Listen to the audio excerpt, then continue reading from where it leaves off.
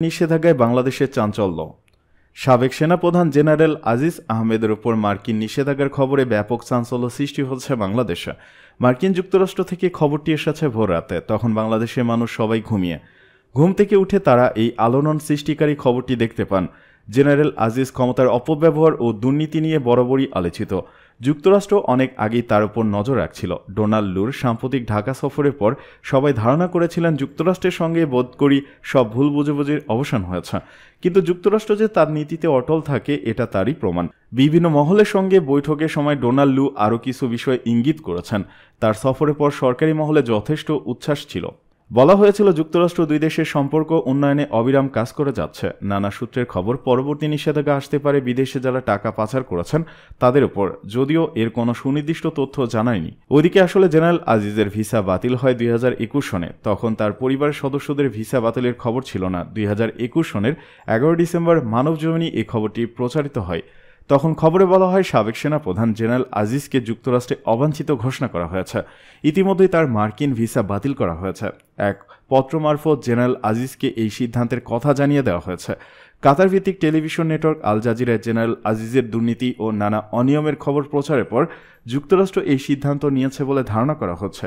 গত ফেব্রুয়ারিতে all the prime minister's men's নামে রিপোর্টটি প্রকাশ করে আল জাজিরা। এতে সামি নামের হাঙ্গেরিতে বসবাসরত বাংলাদেশি বংশোদ্ভূত এক ব্যক্তির সহায়তায় হারিস আহমেদ নামে এক আসামির পরিচয় প্রকাশ করা হয়।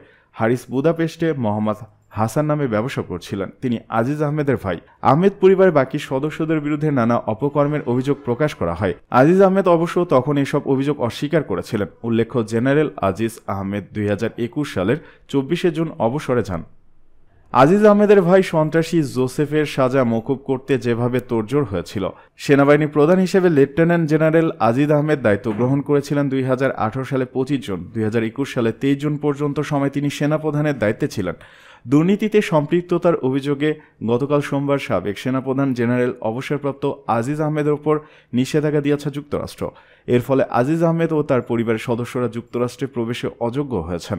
যুক্তরাষ্ট্রের পররাষ্ট্র দপ্তরের মুখপাত্র ম্যাথু মিলার এ নিয়ে দেওয়া এক বিবৃতিতে বলেছেন, আজিজ আহমেদের কর্মকাণ্ডে বাংলাদেশের গণতান্ত্রিক প্রতিষ্ঠানসমূহের অবমূল্যায়ন এবং সরকারি প্রতিষ্ঠান ও প্রক্রিয়ার ওপর জনগণের আস্থা কমেছে।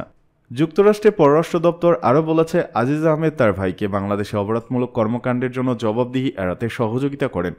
এটা করতে গিয়ে তিনি নিয়মতান্ত্রিক প্রক্রিয়ায় হস্তক্ষেপের মাধ্যমে উল্লেখযোগ্য দুর্নীতিতে জড়িয়েছেন। এছাড়া অন্যায়ভাবে সামরিক খাতে কন্ট্রাক্ট পাওয়া নিশ্চিত করার জন্য তিনি তার ভাইয়ের সঙ্গে ঘনিষ্ঠভাবে কাজ করেছেন।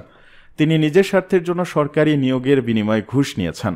সেনাপ্রধান থাকাকালীন সময়ে আজিজ আহমেদ এসব কর্মকাণ্ড নিয়ে প্রথম আলো সহ দেশে বিদেশে বিভিন্ন গণমাধ্যমে অসংখ্য সংবাদ ছাপা হয়েছিল, কিন্তু সরকারের পক্ষ থেকে কোনো ধরনের ব্যবস্থা নেওয়া হয়নি, বরং সহায়তা করা হয়েছে। সন্ত্রাসী জোসেফের সাজা মকুব করতে তোড়জোড় শিরোনামে সংবাদটি ছাপা হয়েছিল 2016 সালের 23 জুন। দেশের শীর্ষ সন্ত্রাসী তোফায়েল আহমেদ ওরফে জোসেফের সাজা মকুব করতে তোড়জোড় শুরু হয়েছে। বহুল আলোচিত এই সন্ত্রাসীর খুনের দায়ে প্রথমে মৃত্যুদণ্ড হয়েছিল। এই রায় বহাল রাখেন হাইকোর্ট। পরে আপিল শুনানি শেষে গত বছর ডিসেম্বরে সাজা কমিয়ে যাবজ্জীবন কারাদণ্ড দেওয়া হয়। কারাসূত্রের হিসাব অনুযায়ী তার সাজা ভোগ করা বাকি আছে আরও 21 বছর 7 মাস। জরিমানা না দিলে আরও 1 বছর বেশি সাজা খাটতে হবে। কারাসূত্র জানায়, জোসেফের মা রেনুজা বেগম 7 জুন তার সন্তানের সাজা মকুবের জন্য আবেদন করেছেন। তাকে অন্যায়ভাবে সাজা কাটানো হচ্ছে বলে তিনি আবেদনে জানিয়েছেন। এখন দ্রুত সব প্রক্রিয়া সম্পন্ন করে প্রধানমন্ত্রীর কাছে আবেদন পাঠাতে বিশেষ তদবির চলছে স্বরাষ্ট্র মন্ত্রণালয়।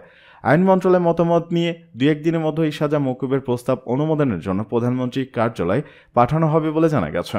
অত্যন্ত গোপনীয়তার সঙ্গে পুরো প্রক্রিয়াটি চলছে। এই বিষয়ে জানতে চাইলে স্বরাষ্ট্রমন্ত্রী আসাদুজ্জামান খান কামাল গতকাল প্রথম আলোকে বলেন, জোসেফের সাজা মকুবের আবেদন আমরা পেয়েছি। এখন আমরা আইন মন্ত্রণালয়ে মতামত নেব। মতামত পেলে প্রধানমন্ত্রীর অনুমোদনের পর রাষ্ট্রপতির কাছে পাঠাবো। তিনি বলেন, রাষ্ট্রের কাছে যে কেউ ক্ষমা চেয়ে আবেদন করতে পারেন। আমরা রাষ্ট্রপতির কাছে বিধি মোতাবেক সেই আবেদন পৌঁছে দেব। সংবিধান অনুযায়ী ক্ষমা করার ক্ষমতা রাষ্ট্রপতির। তিনি এ বিষয়ে সিদ্ধান্ত নেবেন। 90-এর দশকের এই শীর্ষ সন্ত্রাসী প্রায় 10 মাস ধরে বঙ্গবন্ধু শেখ মুজিব মেডিকেল বিশ্ববিদ্যালয়ের প্রিজন সেলে রয়েছেন। কেন এতদিন হাসপাতালে আছেন জানতে চাইলে ঢাকা কেন্দ্রীয় কারাগারের কারাধ্যক্ষ নেসার আলম প্রথম আলোকে বলেন, অসুস্থ বলেই হাসপাতালে আছেন। গত বছর 13 সেপ্টেম্বর পিঠে ব্যথার কারণে তাকে বঙ্গবন্ধু শেখ মুজিবুর রহমান মেডিকেল বিশ্ববিদ্যালয়ে সেলে নেওয়া হয়। তখন থেকে তার চিকিৎসা চলছে। খুন, অস্ত্র মামলা সহ 11 মামলার আসামি জোসেফের 10 মাস ধরে চিকিৎসার বিষয়টি গতকাল নিশ্চিত করেছে হাসপাতাল পরিচালক আব্দুল মজিদ। সংশ্লিষ্ট সূত্রে জানা গেছে, মোহাম্মদপুর এলাকার ছাত্রলীগ নেতা ছিলেন জোসেফের বাবা ওয়াদুদ আহমেদ ছিলেন বিমান বাহিনীর কর্মকর্তা। 5 ভাইয়ের মধ্যে সবার ছোট জোসেফ বড় ভাই হারিস আহমেদের হাত ধরে রাজনীতিতে মাঠে পদার্পণ করেন।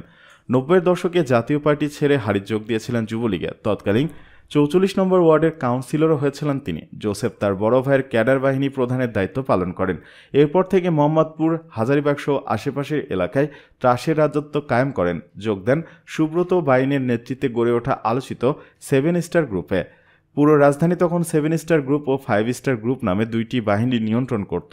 এভাবেই শীর্ষ সন্ত্রাসীদের তালিকায় নাম উঠে আসে জোসেফের। সূত্র দৈনিক প্রথম আলো।